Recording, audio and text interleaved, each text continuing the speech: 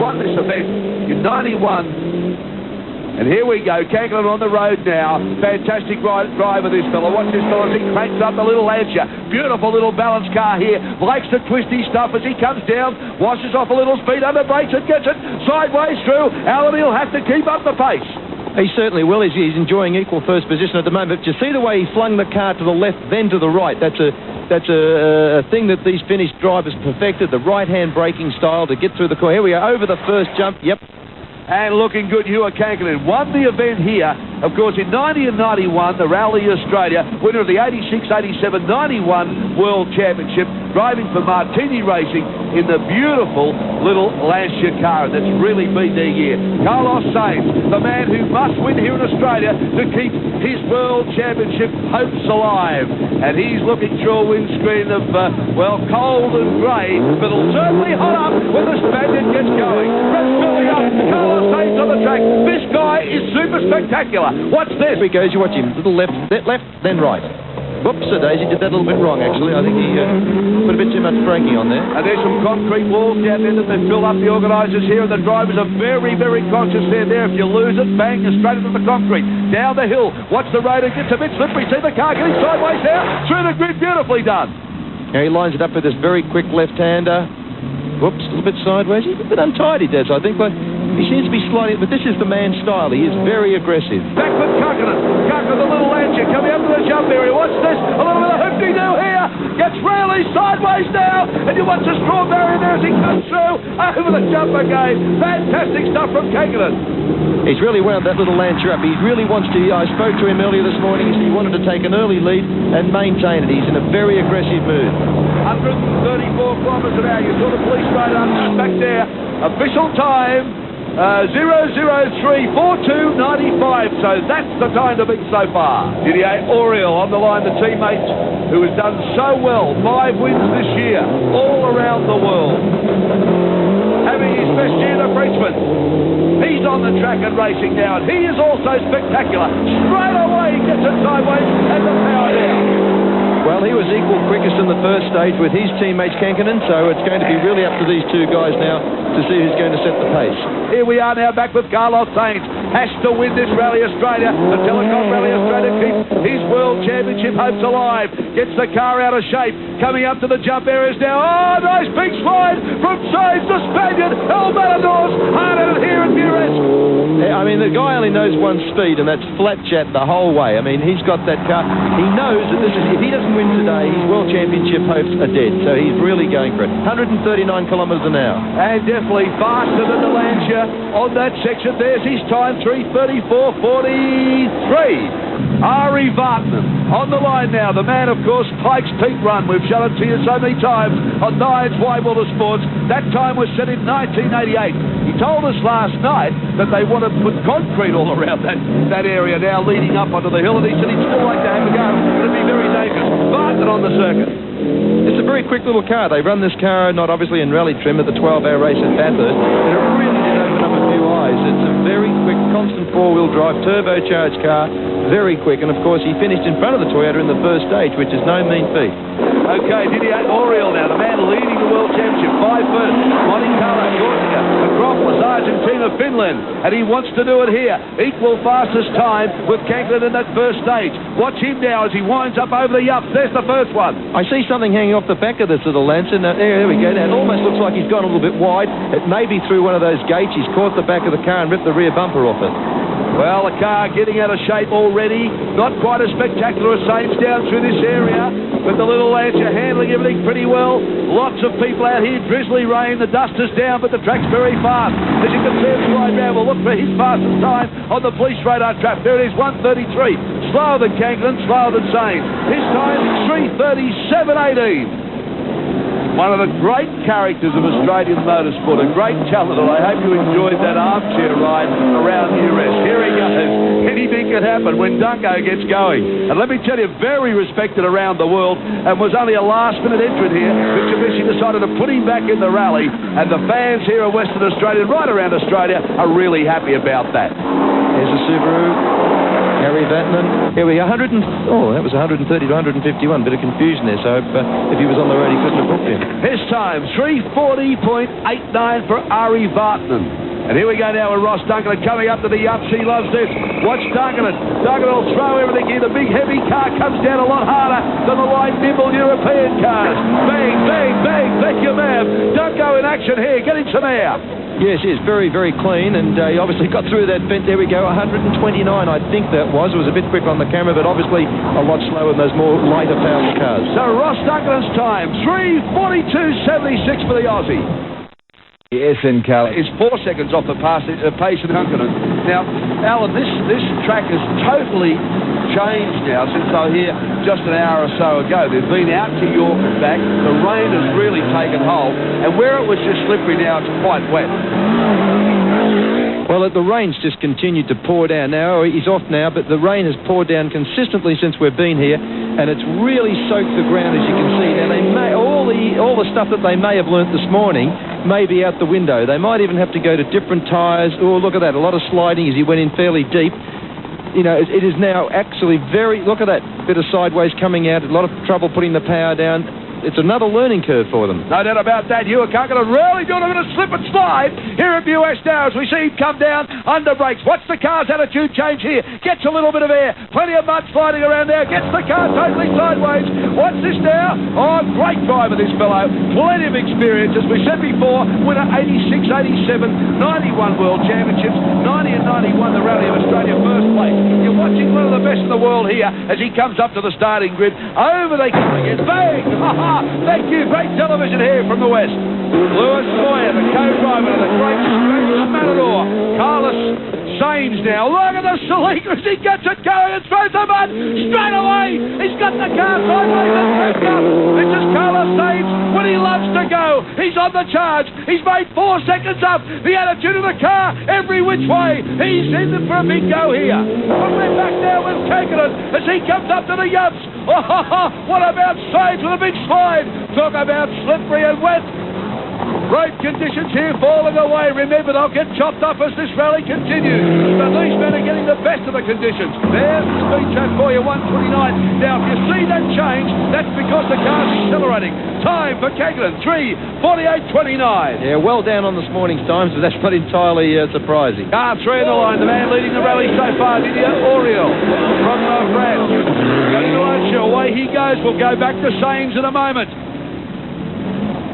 The Frenchman now winds it up, and you can see using all the road and then some. Down he comes under brakes. Watch the attitude. Oh, plenty under brakes as he throws it into the corner. That was beautifully judged. I mean, he just put that car exactly where he wanted it, and he was on the power nice and early to get him going down here, which is one of the fastest parts of the circuit. And I guess how well you come out of that corner dictates your speed down here and over the bridge. There he is, El Matador over the Yups now. Gets a Toyota cranked up.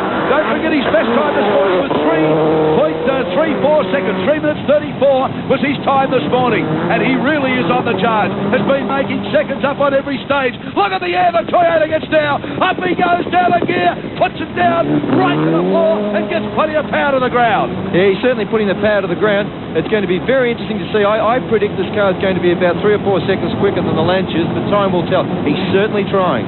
Alan, the heavier car would work better in these conditions. At least he's getting more weight down on this wet road. Oh, yeah, sure. But, I mean, also the heavier car, you definitely need the horsepower to put it along. But 138 kilometres an hour as he comes up towards the finishing line, this will be interesting.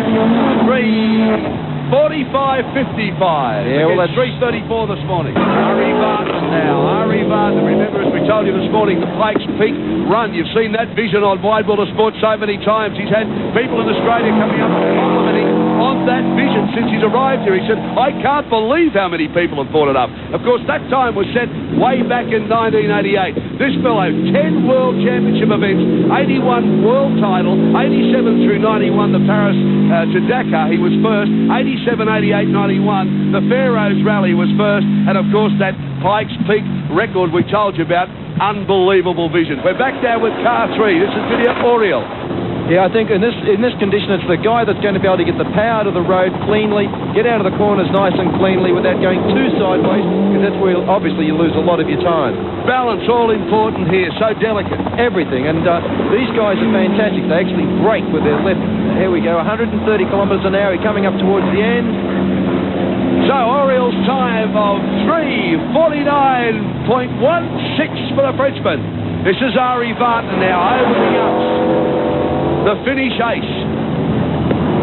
Looking down on the chopper, you can see there just how wet the road is. You can see the car getting airborne. Watch his attitudes though. There's the first of the power slides. Look at the car control from Vartan. Yeah, he went a little wide there. Probably may have had to come off the accelerator a bit more than what he would have liked to, but he's certainly giving his Subaru plenty. Oh, it doesn't come round that corner nicely, isn't it? Nicely there. It just steps around, steps the back out, but looks really stable through there. Yeah, this looks a really good run to me. I tell you, whoops, oh, beautifully judged through there. The nose of the car right on the apex. 133 kilometres, very quick. So Ari Vartan now hits the finish line with a time of 3:47.52 for the finish champ. Possum Bourne now. It's over the jump and gets some air too, and Possum Bourne, he only knows which way to go, and that's hard. It certainly is, but I'd still give anything to find out why they called him Possum. I'm going to leave that alone. And you can see now the road really chopping up. Some great air there. Comes down on the bottom and kicks the boot up in the air. Now gets it sideways. Possum Bourne was done this time. He's having a real big go. Watch for his time. This will be interesting. 3:51.18, a special time. Let's recap now the Telecom Australia Rally after the fourth stage. Carlos Sainz El Matador in the Toyota Celica now leads from Oriel only by a second. And Kankinen 6 seconds off the pace. Vartan is 10 seconds back. Look at this. Possum Bourne, 34 seconds back, has taken over from Ross Duncan. So that battle continues. Then we've got Ricaldi and the rest of the top 10. Australian champion Rob Herridge's chances went up in smoke during day one at Maresque, his car failing to make the second stage. He is the 92 Australia Rally champion and obviously out of business. I would think it's more mechanical than anything else. It left the door wide open for South Australian Ed Oimski, who was in the top 10 of the event after dominating Group N yesterday. Okay, we're looking now at Ed Oimski again in the production car. But this fellow really, I can't put big enough raps on him. Everybody's talking about him. The 89 Group N Australian champion, first in Rally Australia. 1990, 10th Rally Australia. 92 Rally of New Zealand, second in Group N. And he really is so dedicated. Austrian Kurt Gonicher heading for the hills, the slippery weather not helping his aggressive bid. Coming on his first corner now, on with the brakes. You can see how it's all chopped up, and thank you very much. Oh dear. Taking the shortcut to Perth. Tolly Chalice is in the pack after a busy day on the road, the West Australian just behind the leaders. Nothing there. Rod Van der Straat is his co-driver, and they're, of course, from West Australia. Yeah, well, that'd be good news for Rod, wouldn't it? The driver saying, I haven't got any brakes. I have got no brakes. I can push the pedal down. But, of course, he's got to do the segment first. And then, of course, the service crew will come in and do the best they can. Well, the brake lights are on. The car is slowing down, so he must have something. But he's taken a long time to pull up. Yeah, well, they were on for a long time, and he went in there very slowly. So he's obviously got major problems. But I tell you, I'd be nervous enough sitting in the left-hand seat with brakes. But looking at Tolly Chalice at the moment, he's 33 years of age. 21st in the Rally Australia, but it was still a class winner. That was in 89. In 1990 was 12th, second in the Forest Rally this year. And Tolly Chalice has said he cannot believe the enthusiasm being showed by James Morris.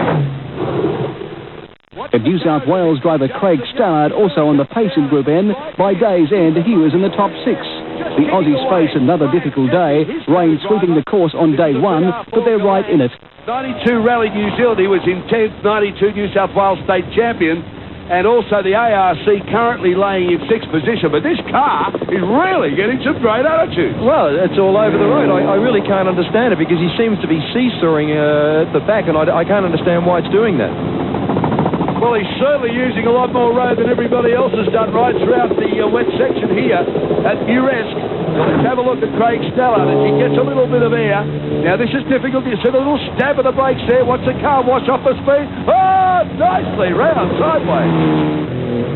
Big Darrell with a great attitude. Stages in often miserable conditions, the Perth foreshore in Langley Park provided a spectacular finish to day one.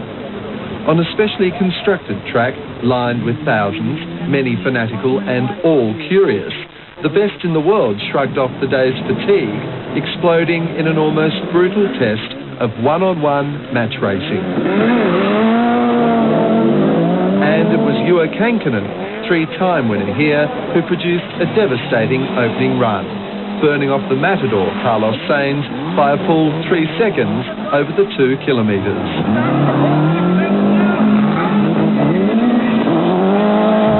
Are you fatigued when you come into this stage? You are always tired in the evening, but you know, when you put your helmet on and start the stage, you concentrate always. It's no problem for us, I think.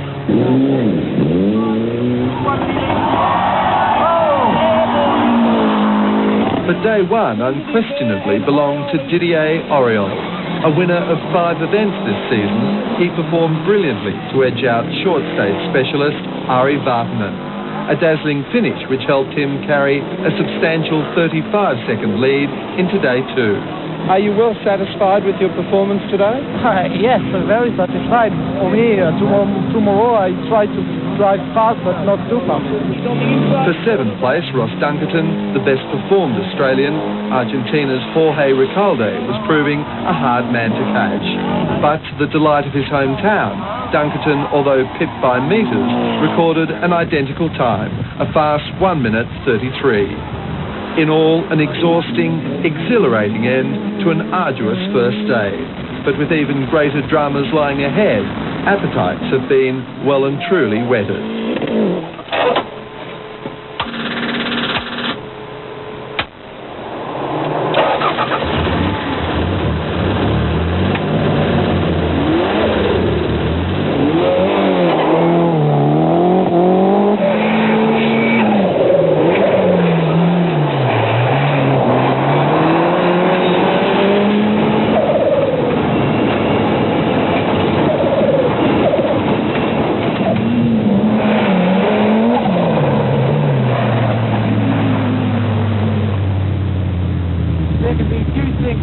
More exciting than being taken for a drive in a rally car with somebody who knows what they're doing. It seems that you're always going sideways at speeds of 120 or 130 kilometres an hour. It certainly gives you a new appreciation of the term car control. Come out to a corner here, back to second gear, stab on the left foot, power on early, come right corner, tighten, back left foot, back to the brakes, slow the car down. Getting a rally car down a dirt track at a frightening pace is a delicate and bewildering balancing act. The car rarely seems to be going in a straight line or where it's pointed. It's a case of one slide into the next, and if it looks chaotic from the outside, it's even more so inside.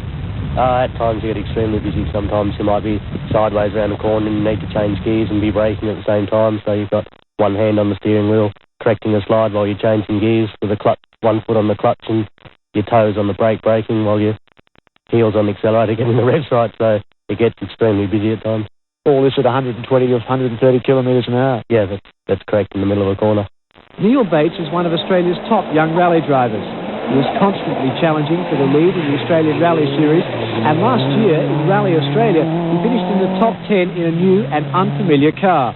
After 8 years in the sport, he feels the learning process is continuing.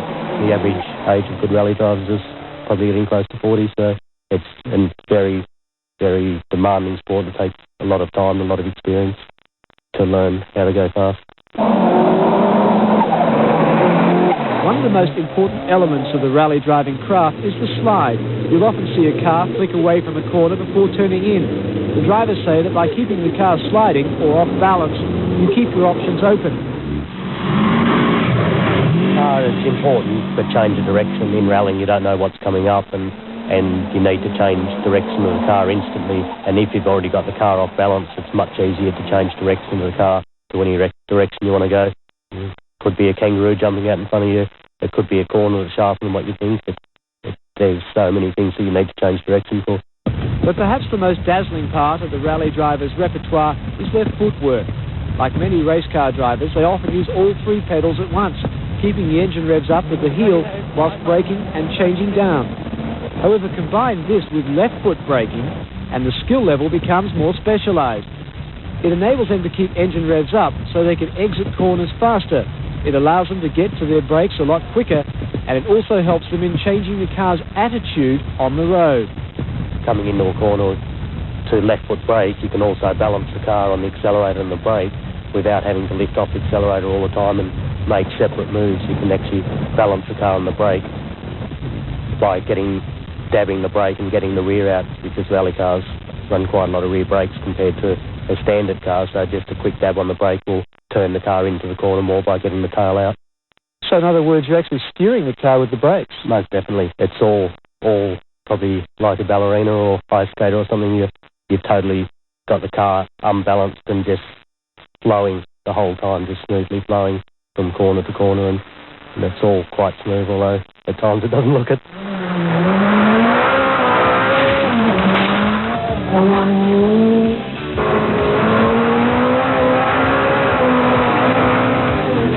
The driving techniques are impressive, and when you watch someone like Ari Vatanen charging up Pikes Peak in Colorado, you start to appreciate how much of an art it really is. But as skillful as they are, when they push things to the absolute limit, sometimes they can push too far.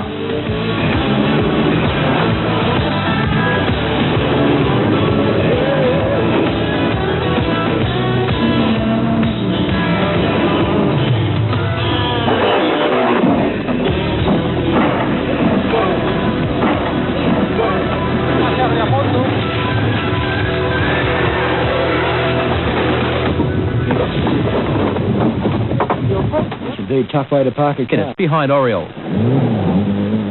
Former world champ Ari Vatanen was forced to retire after his gearbox seized while running third. Oriole's Lancia teammate Juha Kankkunen has dropped back to third after a costly spin. The cars broke the silence in the streets of coastal town Bunbury. Sainz clocked at more than 3 times the speed limit. Rally finishes tomorrow. David Peters, National 9 News.